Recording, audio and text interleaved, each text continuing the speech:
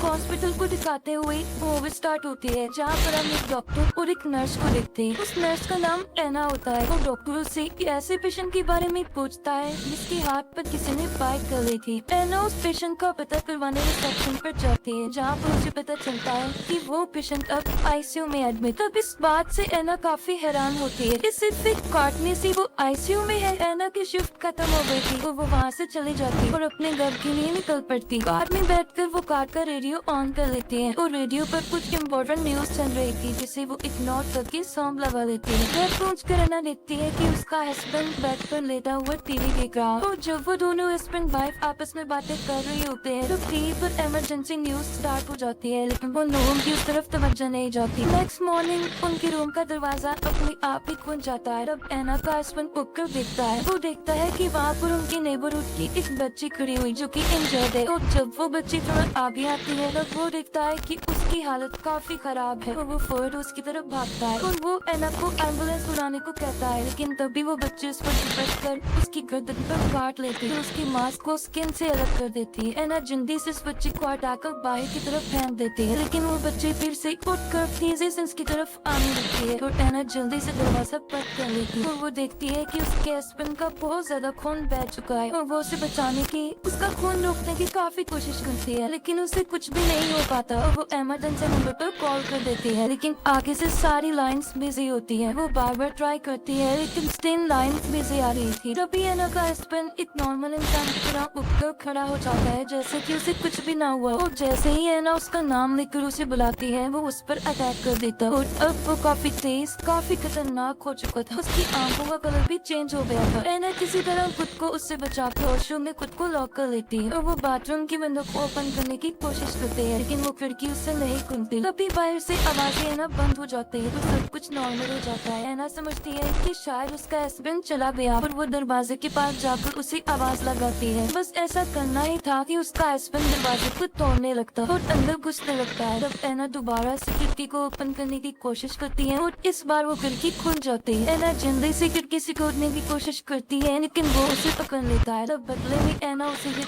करके बाहर कूद कर अपनी जान बचा लेती। बाहर निकलकर वो अपनी एक नेबर से हेल्प मांगती है, लेकिन बजाय उसकी मदद करने की वो उस पर ही गन पॉइंट कर देता। लेकिन जैसे ही वो एना की तरफ बढ़ने लगता है एक एम्बुलेंस उसे कुआती में ले जाती। एना अपने टाउन की कंडीशन देखती है कि वहाँ पर कितना बुरा हाल हो गया है। लोग पागलों की तरह इधर उधर भाग रहे हैं, जगह जगह पर आग लगी हुई है। लेकिन ये सिर्फ उसके नेबरहुड में नहीं था, बल्कि पूरा शहर ही इस लपेट में आया हुआ था। तभी अचानक से एना का हस्बैंड बाहर आ जाता है और वो फौरन कार में बैठकर कार को अंदर से लॉक कर लेती है, लेकिन इसके बावजूद भी वो उसकी जान नहीं छोड़ता। वो कार पर चढ़ के उसका शीशा तोड़ने लगता है और एना जल्दी से कार स्टार्ट करके वहाँ से निकल जाती है और तब हमें पूरे शहर का मंजर दिखाया जाता है। पूरे शहर में तबाही मच रही, पूरा सिटी डिस्ट्रॉय हो गया। एना जो कुछ देख रही थी उसे उस पर समझ नहीं आ रहा था कि क्या हो रहा है, लोग क्यों बुरी तरह एक दूसरे को काट रहे हैं। और तभी एक आदमी आकर एना से कार स्नैच करने की कोशिश करता है और एना जल्दी से ड्रेस को प्रेस कर देती है और उसकी गाड़ी मेन रोड से उतरकर क्रैश हो जाती है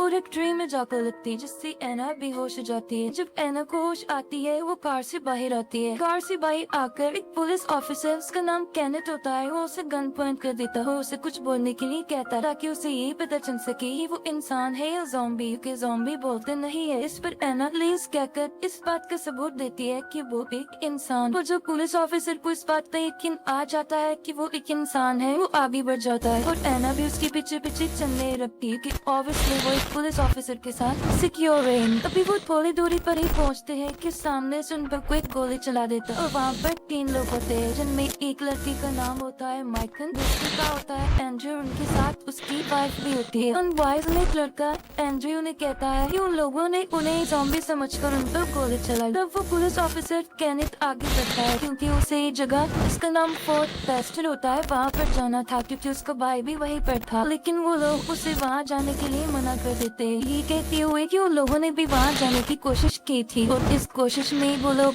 8 से 3 रह गए। वो बताते हैं कि अब वो मॉल जा रहे हैं। तब केनेथ और एना भी उन्हें ज्वाइन करते हैं और वो भी उनके साथ मॉल जाते हैं। पूरा मॉल क्लाउड था, इसलिए वो पिछले दरवाजे का लॉक तोड़ने लगते और इसी दौरान कुछ ज़ॉम्बीज़ उन्हें देख लेते और तेजी से उनकी तरफ आने लगते। तब केनेथ और एंड्रयू उन ज़ॉम्बीज़ को कवर करने की कोशिश करते हैं, लेकिन अभी तक डोर ओपन नहीं होता, उसका लॉक नहीं टूटता। केनेथ उस लॉक को शूट करके इसे तोड़ देता है और वो सब अंदर आकर दरवाजे को बंद कर लेते हैं। अंदर आने के बाद वो पूरे फ्लोर को चेक करते हैं। माइकल को एक स्टोर रूम से किसी की आवाज सुनाई देती है, तो जब वो डोर ओपन करता है तब वो देखता है कि वहाँ पर एक सिक्योरिटी गार्ड जो कि अब ज़ॉम्बी बन चुका है किसी को खा रहा है। और जब वो ज़ॉम्बी गार्ड माइकल को देखता है तब वो उस पर अटैक कर देता है और उसका शोर बाकी लोग भी सुन लेते। तभी पीछे से आकर एक ज़ॉम्बी एंड्रे की वाइफ को पकड़ लेता है और केनेथ उसे बचाने की कोशिश करता है, लेकिन इस कोशिश में उसे खुद भी चोट लग जाती है। अंदर माइकल किसी तरह उस ज़ॉम्बी को मार के अपनी जान बचा लेता है और दूसरी तरफ एना उस ज़ॉम्बी पर शॉटगन चला देती है जो उसके सर पर लगकर गुजर जाती है, इसकी वजह से वो ज़ॉम्बी तड़पने लगता। सही मौका मिलने पर वो सब लिफ्ट की तरफ भागते और ऊपर वाले फ्लोर पर पहुंच जाते, लेकिन वहाँ पर 3 सिक्योरिटी गार्ड्स और भी थे जिन्होंने उस फ्लोर पर अपना कब्जा किया हुआ था और वो उन लोगों को वापस नीचे वाले फ्लोर पर जाने का कहते, लेकिन नीचे वाला फ्लोर उन लोगों के लिए सिक्योर नहीं था, इसलिए वो हरगिज़ वहाँ जाना नहीं चाहते थे। इवेंचुअली वो गार्ड्स उन लोगों को उस फ्लोर पर अपने साथ रखने के लिए एग्री हो जाते हैं, लेकिन उनकी हेल्प करने के लिए नहीं बल्कि उन्हें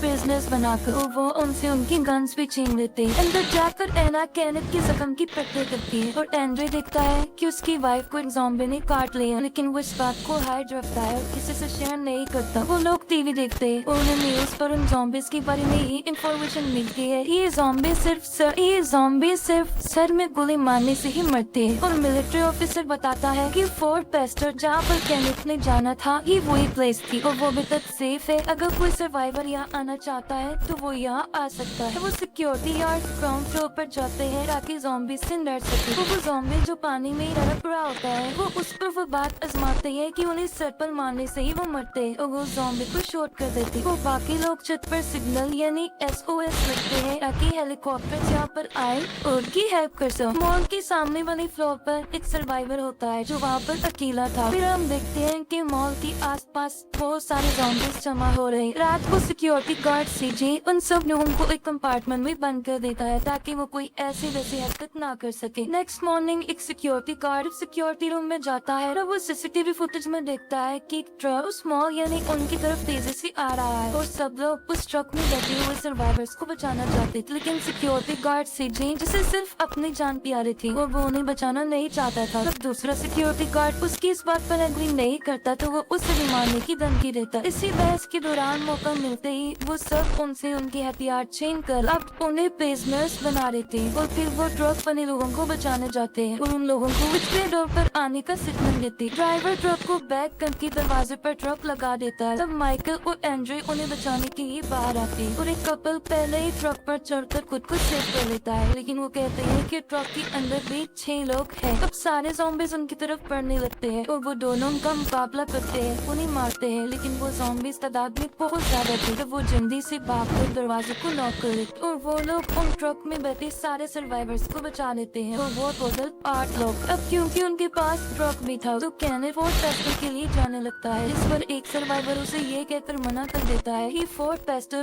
पूरी तरह डिस्ट्रॉय हो गया और वहाँ पर कोई भी जिंदा नहीं बचा। लेकिन केनेथ उसकी बात नहीं मानता और वहाँ से जाने लगता है। तब माइकल उसे ये कहकर रोक लेता है उन लोगों को उसकी यहाँ पर जरूरत। तब केनेथ अपसेट होकर छत पर जाता है जहाँ पर सामने फ्लोर वाला सर्वाइवर उससे इंफॉर्मेशन मांगता है। तब केनेथ उसे बताता है कि फोर्ट पेस्टर खत्म हो गया है और अब कोई भी मदद नहीं आएगी। दूसरी तरफ एना उन सर्वाइवर्स में से एक औरत का चेकअप कर रही। हालांकि उस औरत को बुखार नहीं था, लेकिन एना को ये बात समझ में नहीं आ रही थी कि उसे कौन सा इंफेक्शन हुआ है क्योंकि उसकी हालत बिगड़ती जा रही और उसे किसी ने काटा हुआ था। एना दूसरी मेल सर्वाइवर का भी चेकअप करती है और उसे भी किसी ने काटा हुआ था और तभी उस औरत की हालत खराब होने लगती और वो मर जाती है। अभी वो सब लोग सिचुएशन को समझ ही नहीं पाई थी कि वो दोबारा से उठ जाती। एना की तरफ झपटने लगती है। एना एक सरिया उसकी आंख में घुसा कर उसे मार डालती है। वो सब लोग आपस में डिस्कशन करने लगते हैं और एना उन्हें बताती है कि ये एक ज़ॉम्बी वायरस है जो काटने से फैलता है और वो उस मेन सर्वाइवर के बारे में बताती है कि उसे भी ज़ॉम्बी ने काटा हुआ और वो भी अनकरीब ज़ॉम्बी बन जाएगा। ये सुनकर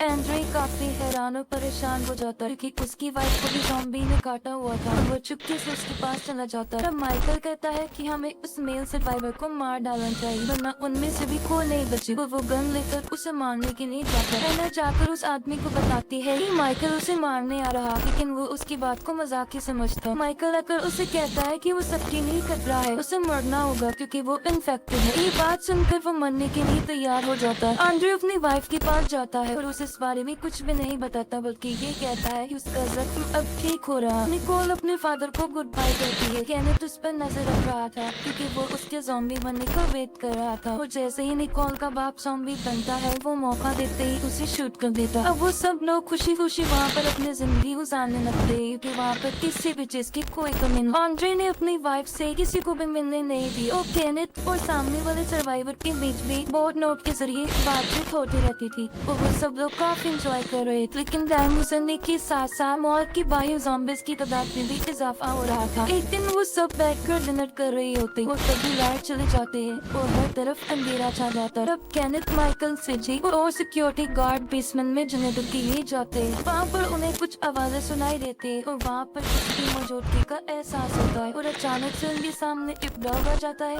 इसे देखकर वो रिलैक्स हो जाते हैं। तभी अचानक से एक ज़ॉम्बी आकर सिक्योरिटी गार्ड को पकड़ लेता है और उसे बाइट कर लेता है। उस गार्ड के चिल्लाने से बाकी ज़ॉम्बीज़ भी वहाँ पर आ जाते हैं और वो लोग जान बचाने के लिए वहाँ से भागते हैं। तो सिक्योरिटी गार्ड को वो नहीं बचा पाते और सारे ज़ॉम्बीज़ उसे पकड़ के खा लेते हैं। वो लोग एक गेट के पीछे खुद को लॉक कर लेते हैं और उन ज़ॉम्बीज़ को मारने लगते हैं, लेकिन उनकी गोलियां भी खत्म हो रही थी। तब माइकल उन ज़ॉम्बीज़ पर पेट्रोल छिड़क देता है और वहाँ पर आग लगा देता है जिससे सारे ज़ॉम्बीज़ जलने लगते हैं और यहाँ पर ज़ॉम्बीज़ से उनकी जान बच जाती है। एंड्रे की वाइफ की डिलीवरी का टाइम था और एंड्रे ने उसे चारों तरफ से बांधा हुआ था। उसकी वाइफ की आखिरी सांसें चल रही थी और देखते ही वो मर जाती है और देखते ही वो दोबारा से जिंदा हो जाती है, जो कि अब एक ज़ॉम्बी बन गई क्योंकि वो जिंदा थी और वो एक बच्चे को पैदा करती है। तब एंड्रे उसका मुंह बंद कर देता है ताकि उसका शोर सुनकर कोई यहाँ ना आ जाए। तब एक सर्वाइवर लेडी उस रूम में आती है और जब वो एंड्रे की वाइफ को देखती है तो वो अपनी पिस्टल निकालती है। तब एंड्रे उसे कहता है कि वो क्या उसकी वाइफ को मारेगी, वो उसकी फैमिली से दूर है, लेकिन वो लेडी उसकी वाइफ को शूट कर दी और बदले में एंड्रे उस लेडी को शूट कर देता है।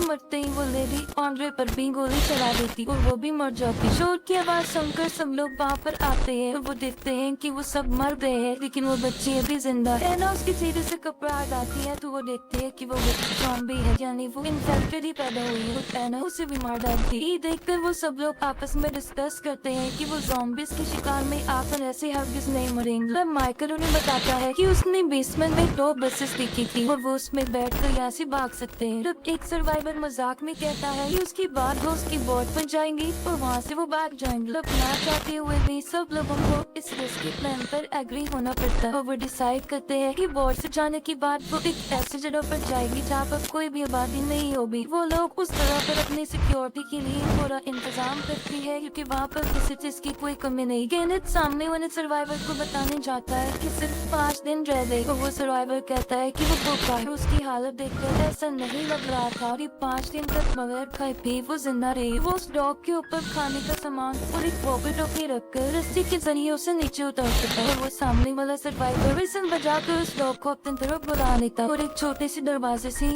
उसे अंदर ले लेता, लेकिन उसके साथ वो सारे ज़ॉम्बीज़ भी उस दरवाजे के जरिए अंदर चले जाते। वो वॉकी टॉकी के जरिए उस सर्वाइवर से कांटेक्ट करते हैं जिस पर उन्हें पता चलता है कि उसे भी उन ज़ॉम्बीज़ ने काट लिया। फिर तभी उन्हें ट्रक की आवाज आती है और उस ट्रक में निकोल होती है जो सामने वाले सर्वाइवर की दुकान पर जाते हैं उस डॉग को बचाने के लिए। उन लोगों को वही सर्वाइवर नजर आता जो कि ज़ॉम्बी बन गया था और वो निकोल को वहाँ से निकलने का कहते हैं। वो ये कहते हैं कि वो वहाँ पर छुप जाए। तब वो लोग ब्रदर के जरिए उसे बचाने के लिए जाने का प्लान बनाते हैं और एक सर्वाइवर को डोर पर खड़े होने का कहती है ताकि जब वो वापस आए दरवाजा खुला हो। गटर के जरिए वो सब लोग दुकान के बाहर तक आ जाते हैं, लेकिन जब लास्ट वाला सर्वाइवर आने लगता है तब गटर के ढक्कन की आवाज से वो ज़ॉम्बीज़ उन्हें देख लेते हैं और उनकी तरफ बढ़ने लगते हैं और वो लोग ज़ॉम्बीज़ का मुकाबला करके उन्हें मार कर उस शॉप के अंदर चले जाते हैं और वहाँ पर उन्हें वही सर्वाइवर मिलता है जो शॉप का ओनर था और वो अब ज़ॉम्बी बन गया था। और केनेथ से सॉरी कहते हुए शूट कर देता है। वो निकोल को देखते हैं कि वो बिल्कुल सही सलामत है। वो लोग वहाँ से अपने लिए बहुत सारे हथियार इकट्ठा करते हैं और तब सीजी एक प्लान बनाता है। वो एक गैस सिलेंडर बाहर फेंकता और उस सिलेंडर को शूट कर देता है। इससे बहुत बड़ा ब्लास्ट होने की वजह से ज़ॉम्बीज मर जाते हैं और वो सब गड्ढों की तरफ भागते हैं। सबसे आखिर में सिजे रह जाता है और फिर वो भी किटर में आ जाता है और सबसे आखिर में एक सर्वाइवर बचता है और ज़ॉम्बीज से बचने की वजह से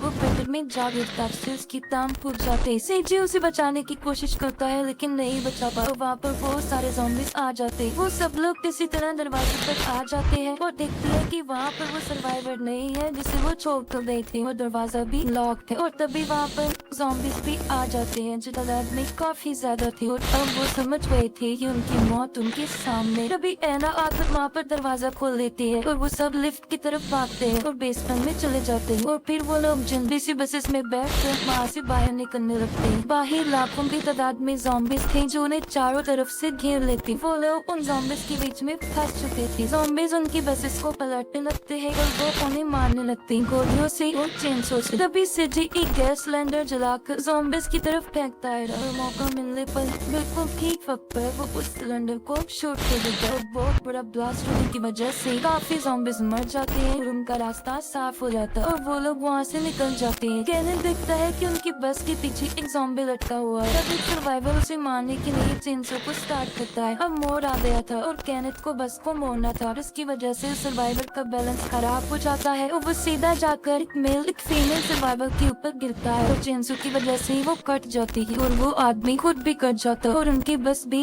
पलट जाती है। तब सिजे देखता है कि दूसरी बस पीछे नहीं है और वो अपने बस को पीछे की तरफ लाते हैं। अब वो सर्वाइवर जो कि सेल्फिश था बगैर किसी की हेल्प के बाहर आ जाता, लेकिन बाहर अकेला वो ज्यादा देर तक जिंदा नहीं रहता। एक ज़ॉम्बी उस पर झपट कर उसे मार डालता। वो लोग दूसरी बस की तरफ जाने लगते हैं लेकिन जब एना जाने लगती है तब वही सेल्फिश सर्वाइवर जो अब ज़ॉम्बी बन चुका था और एना उसे मार डालती है। गोली की आवाज सुनकर बाकी ज़ॉम्बीज भी वहाँ पर आ जाते हैं। मौके का फायदा उठाकर एना उसकी पॉकेट से बोट की चाबी ले लेती है और बाकी सर्वाइवर्स उसे बचाने की कोशिश करते हैं। चाबी लेकर वो बस की तरफ भागती है और सारे ज़ॉम्बीज भी उसके पीछे ही थे। माइकल किसी तरह उसे बचाकर बस के अंदर खींच लेता है और सीजे दरवाजा बंद कर देता है और फिर वो लोग बोट के पास पहुँच जाते हैं। सब लोग उतरकर बोट की तरफ जाने लगते हैं लेकिन सबसे आखिर में सीजे रह जाता है जो कि वहीं फंस जाता है और वो उन सब की जान बचाने के लिए ज़ॉम्बीज को कवर करता है। लेकिन थोड़ी ही देर में सारे ज़ॉम्बीज उसे पकड़ लेते हैं और वो उन लोगों के लिए अपनी जिंदगी को सैक्रिफाइस करता है। उसके सामने कोई रास्ता नहीं होता तो वो एक गैस सिलेंडर को शूट करके उन ज़ॉम्बीज के साथ खुद भी मर जाता है। तो सब लोग बोट पर चढ़ जाते हैं लेकिन माइकल उनके साथ रह जाता है और अफसोस की बात ये है कि उसको भी ज़ॉम्बी ने काट लिया था। वो लोग बोट के जरिए उन सबको वहाँ से भेज देता और उन लोगों को जाते हुए वहाँ से देखता। एना इस सबसे खुश नहीं होती क्योंकि वो उसे वहाँ पर छोड़ना नहीं चाहती थी, उसकी हेल्प करना चाहती क्योंकि उन लोगों की जान बचाने की वजह से ही माइकल को अपनी जिंदगी को सैक्रिफाइस करना पड़े। एना बहुत ज्यादा दुखी होती। जैसे उनकी बोट थोड़ी दूर जाती है माइकल खुद को शूट करके मार डालता और इसी इमोशनल सीन के साथ ही मूवी यहीं पर एंड हो जाती।